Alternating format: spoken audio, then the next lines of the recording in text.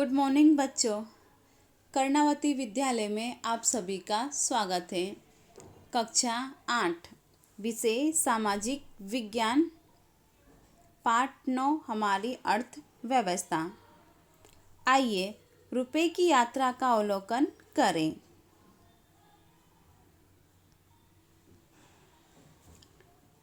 Bank का ही पैसा bank में वापस आने तक की तमाम प्रक्रिया को नीचे की पंक्तियों में लिखिए।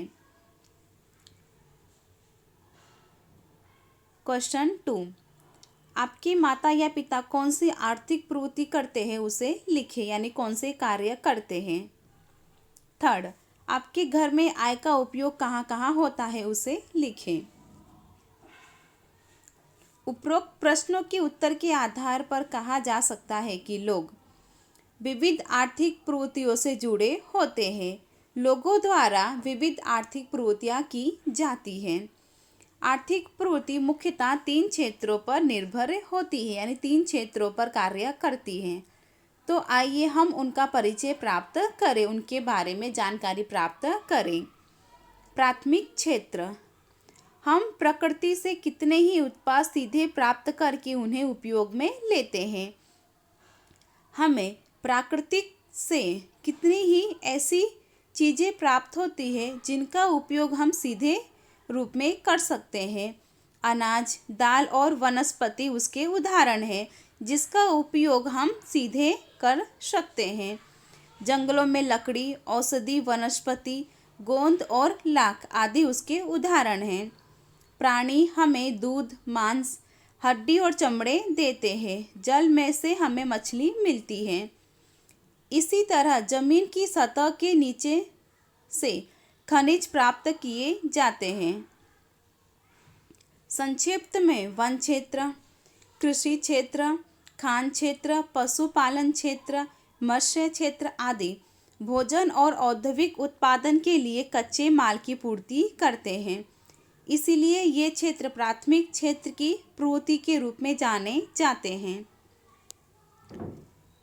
सेकंड, द्वितीय क्षेत्र, बहुत से प्राथमिक उत्पाद ऐसे हैं कि जिस पर प्रक्रिया करके उनके उत्पादों को उपयोग में ले सकते हैं। ऐसी प्रवृत्ति द्वितीय क्षेत्र की प्रवृत्ति कहलाती है, जिसमें अनेक उत्पादकों पर प्रक्रिया करके उसे उपयोग लायक बना सकते हैं, जैसे कि कपास से सूती कपड़े, कपासिया तेल, गन्ने से गुड़ और चीनी, मिट्टी से ईंट बनाना आदि इसके उदाहरण हैं। यंत्र सामग्री, मार्ग परिवहन तथा संचार के साधन, विद्युत सामग्री, तैयार उपयोगी वस्तुएं आदि के उत्पादन में संलग्न बड़े उद्योग, सुरक्षा सामग्री, रंग, रसायन, कपड़े आदि का उत्पादन करने वाली इकाइयाँ आदि का समावेश इस क्षेत्र में होता है। इसलिए इन्हें औद्योगिक क्षेत्र भी कहते हैं। सेवा क्षेत्र, प्राथमिक और द्वितीय क्षेत्र द्वारा उत्पादित वस्तुओं के जत्थे बड़े व्यापारियों तक पहुंचाने के लिए ट्रकों और ट्रेनों द्वारा परिवहन करने की आवश्यकता पड़ती है। उत्पादन और व्यापार में सहयोग देने के लिए टेलीफोन, पत्राचार, बैंकों से ब्याज पर रुपए लेने की भी आवश्यकता पड़ती है। संक्षिप्त में व्यापार, संचार तथा मार्ग परिवहन, हवाई तथा समुद्री मार्गों, शिक्षा और स्वास्थ्य, बैंकिंग तथा बीमा कंपनियां, पर्यटन और मनोरंजन, गैस और बिजली जैसी सेवाओं आदि का समावेश सेवा क्षेत्र में होता है। वर्तमान समय में internet, ATM, booth call centre, software company वगैरह महत्वपूर्ण सेवाएं शुरू की गई हैं। निम्न की सारणी पढ़ें, विचारें और उसमें लिखें। आर्थिक प्रवृत्ति के उदाहरण आपको दिए गए हैं। इस पर से आपको प्रभाव क्या पड़ेगा और यह क्या दर्शाता है, इसका आपको लिखना है। जिसमें पहला है, माना कि किसान किसी भी चीनी मिल को गन्ना बेचने से मना करे तो क्या होगा। सेकंड, माना कि यदि कंपनियां भारतीय बाजार में से कपास न खरीदकर अन्य देशों से कपास आयात करने का निर्णय करे तो कपास की खेती का क्या होगा। थर्ड, किसान ट्रैक्टर, पंप सेट, बिजली, रासायनिक खाद, कीटनाशक दवाइयाँ जैसी अनेक वस्तुएं खरीदता है। मान लो कि रासायनिक खाद और पंप सेट की कीमत बढ़ जाए तो क्या होगा। फोर्थ है, औद्योगिक और सेवा क्षेत्र में काम करने वाले लोगों को भोजन की आवश्यकता होती है। मान लो कि ट्रांसपोर्ट वाले हड़ताल कर दे और गांव में साग सब्जी, दूध आदि ले जाने से मना कर दे तो क्या होगा, इसके बारे में आपको लिखना है। प्रत्येक क्षेत्र की विविध वस्तुओं और सेवाओं की गणना किस तरह करते हैं और कुल उत्पादन को किस तरह जानते हैं, आइए विचार करें। एक किसान आटे की किसी मिल को 15 रुपये प्रति किलो की दर से गेहूं बेचता है। मिल में गेहूं पिसा जाता है। अपना आटा बिस्किट कंपनी को 20 रुपये प्रति किलोग्राम की दर से बेचता है। बिस्किट कंपनी आटे के साथ चीनी, घी आदि चीज़ों का उपयोग करके बिस्किट के 4 बड़े पैकेट बनाती है। वह बाजार में ग्राहक को 80 रुपये में 20 रुपये प्रति पैकेट बेचती है। यह बिस्किट अंतिम उत्पादन है और वह ग्राहक तक पहुंचता है।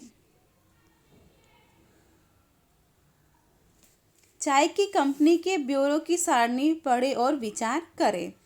चाय के होटल के मालिक को 1 कप चाय रुपये में पड़ता है और वह 2.50 पैसे रुपये मुनाफा लेता है, तो उसका विक्रय मूल्य खाली जगह रुपया होगा। माना कि दूध का भाव प्रति लीटर 2 रुपये बढ़ जाए तो चाय के कप का न्यूनतम मूल्य और विक्रय मूल्य कितना होगा। चीनी के भाव में रुपया 1 बढ़ जाए तो आपके घर खर्च पर क्या प्रभाव पड़ेगा, खर्च बढ़ जाएगा। गैस सिलेंडर के भाव 50 रुपया बढ़ जाए तो माँ के घर खर्च के बजट पर क्या प्रभाव पड़ेगा। डीजल के भाव में प्रति लीटर 2.50 पैसे रुपये बढ़ जाए तो आपके स्कूल बस या गांव की बस के भाड़े पर क्या प्रभाव पड़ेगा। भारत की विविध आर्थिक प्रवृत्तियों का वर्गीकरण उसके स्वामित्व की दृष्टि से किया जाता है। पहला, सरकार के स्वामित्व या सार्वजनिक क्षेत्र के उद्योग। जो उद्योग सरकार के स्वामित्व और सरकार के संचालन अंतर्गत होते हुए सार्वजनिक क्षेत्र के उद्योग हैं, जो सरकार के अधिकार में आते हैं। उदाहरण स्वरूप भिलाई स्टील प्लांट, भारतीय heavy electric limited, iron and natural gas commission आदि सरकार के स्वामित्व की इकाइयां हैं। दूसरा, निजी स्वामित्व या निजी क्षेत्र के उद्योग। जिन औद्योगिक इकाइयों का स्वामित्व और संचालन निजी लोगों का हो, वैसी इकाइयां निजी स्वामित्व या निजी क्षेत्र के उद्योग कहलाते हैं। उदाहरण के रूप में Tata iron and steel company limited, TISCO, Reliance, Torrent, Cadila, अम्बलिक जैसी कंपनियां निजी कंपनियां हैं। तीसरा, संयुक्त क्षेत्र के उद्योग। सार्वजनिक क्षेत्र के उद्योगों की कुछ सीमाएं होती हैं। इनमें मुख्यतः अकार्यदक्षता और कामचोरी देखने को मिलती है। इन्हें नियंत्रित करने के लिए, अंकुश लगाने के लिए तथा आवश्यक पूंजी एकत्र करने के लिए निजी क्षेत्र के विशेषज्ञों की मदद लेने के उद्देश्य से सार्वजनिक क्षेत्र में से निजी क्षेत्र के संयुक्त से सार्वजनिक के उद्योग भी स्थापित होते हैं। हालांकि इन उद्योगों पर सरकार का वर्चस्व अधिक रहता है। चौथा, सहकारी क्षेत्र के उद्योग। देश में बहुत से व्यक्ति आर्थिक दृष्टि से सक्षम नहीं होते। वे व्यक्तिगत रूप से उद्योग शुरू करने की स्थिति में नहीं होते हैं। ऐसे लोग साथ मिलकर मंडली या संघ बनाकर उत्पादन या बिक्री की प्रक्रिया अपनाते हैं। एक दूसरे के सहयोग से शुरू हुए ऐसे उद्योग या इकाइयां सहकारी क्षेत्र के उद्योग कहलाते हैं। उदाहरण के रूप में दूध की डेयरी, चीनी के कारखाने वगैरह उद्योग सहकारी स्तर पर चलते हैं।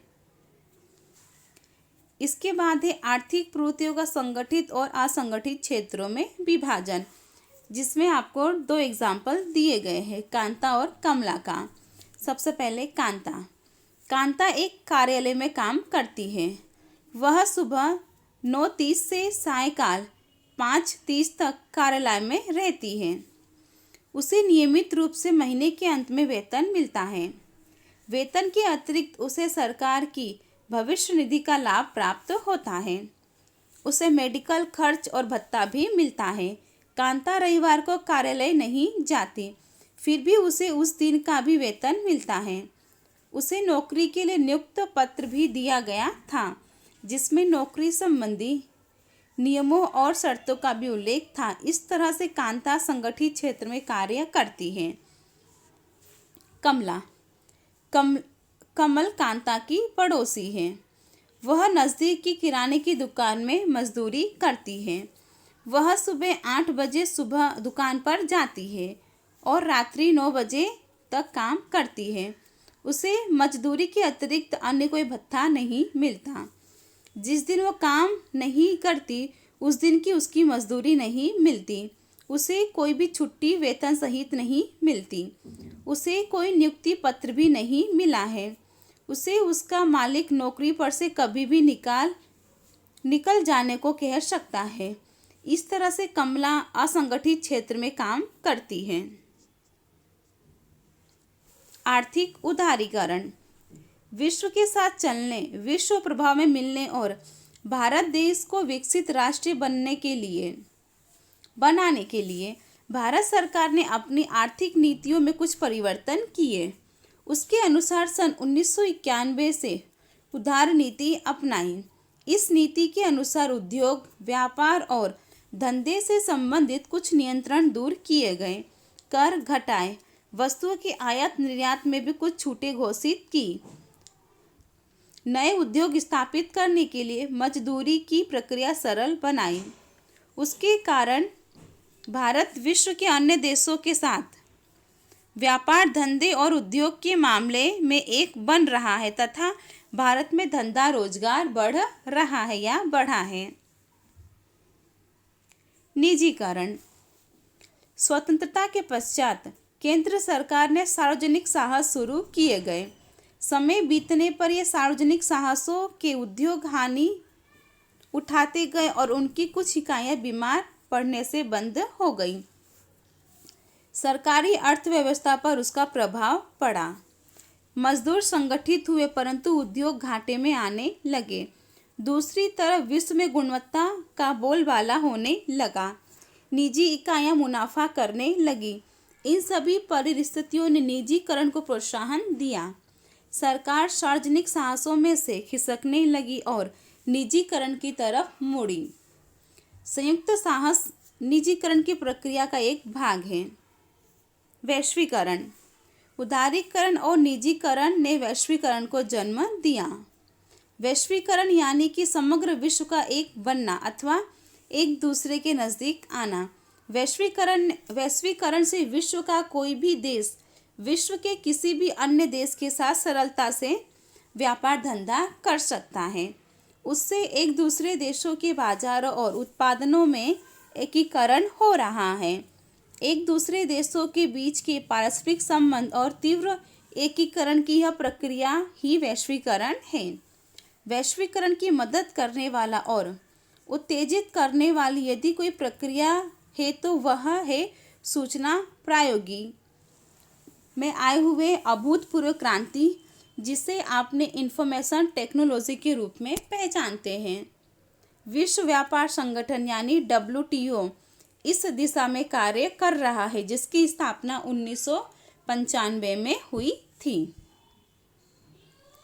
वैश्वीकरण का प्रभाव, जिसमें पहला, सूचना टेक्नोलॉजी के कारण सेवा क्षेत्र में रोजगार के नए अवसर खड़े हुए। Second, phone, fax, mobile, email, video conference जैसे साधनों से जानकारी कम खर्च और तेज़ी से प्राप्त होने से देश के आर्थिक विकास की गति बढ़ी है। तीसरा, बहुराष्ट्रीय कंपनियां यजमान देशों की कंपनियों के साथ संयुक्त उत्तम लगने लगी, जिनका लाभ यजमान देशों को हुआ। जैसे कि भारत में विदेशी फोर्ड कंपनी कार के यंत्रों का उत्पादन करती है। वह केवल भारत के लिए ही कारों का निर्माण नहीं करती, अपितु विश्व के अन्य देशों के लिए भी कार के पुर्जों का निर्माण करती है, यानी पार्ट्स का निर्माण करती है, जिसका लाभ यजमान देश भारत को मिलता है। इसी तरह भारत की बड़ी कंपनियां भी विश्व स्तरीय बाजारों में अपना स्थान जमाया है, जैसे कि Tata Motors, Infosys, Asian paints, Parle वगैरह कंपनियां अंतर्राष्ट्रीय स्तर पर अपना बिक्री करती हैं। तीव्र स्पर्धा में माल सामान की गुणवत्ता बनाए रखते हुए कम मूल्य पर अधिक अच्छा माल सामान ग्राहकों को मिलने लगा। जैसे कि भारत के बाजार में चीन ने खिलौने रखा है। कम कीमत और नवीन डिज़ाइनों के कारण चीनी खिलौने भारतीय बाजारों में अधिक लोकप्रिय है। एक ही वर्ष में 70 से 80% दुकानों में भारतीय खिलौनों का स्थान चीनी खिलौनों ने ले लिया। अब भारत के बाजारों में पहले की तुलना में सस्ता है। यह क्या हो रहा है? विश्व व्यापार के कारण चीनी खिलौने भारत के बाजारों में आए। भारत और चीनी खिलौने की प्रतिस्पर्धा में चीनी खिलौने अधिक अच्छे साबित हुए हैं। चीनी खिलौने के कारण भारतीय खिलौनों के व्यापारियों और उद्योगपतियों को नुकसान होता है। इस तरह से बहुत बार विश्व व्यापार के कारण लघु उद्योगों को नुकसान होता है।